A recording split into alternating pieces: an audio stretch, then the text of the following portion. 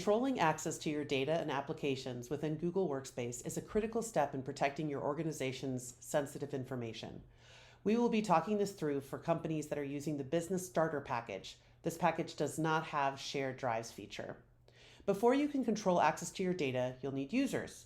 At most smaller companies, you are either a super admin or not a super admin. It doesn't need to get complicated.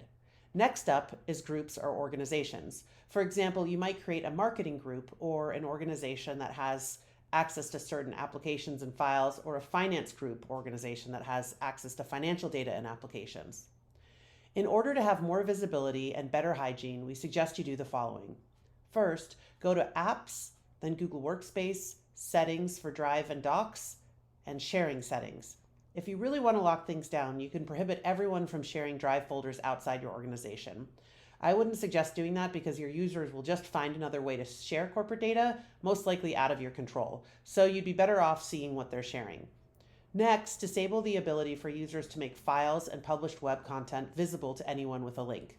You want them to share with a specific person so you have visibility. Finally, only users in your domain can share content outside your org. I would suggest put on that setting.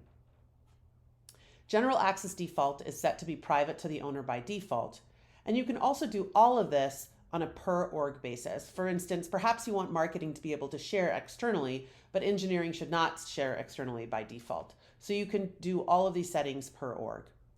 In order to make sure you do not allow access for less secure applications to connect to your Google Workspace environment, you can do the following. Go to Security, Access and Data Control, and Less Secure Apps, and select Disable Access to Less Secure Applications. This means that users cannot turn on access to less secure apps. When you disable access to less secure apps while a less secure app has an open connection with a user account, this application will time out when it tries to refresh the connection. Timeout periods vary per application.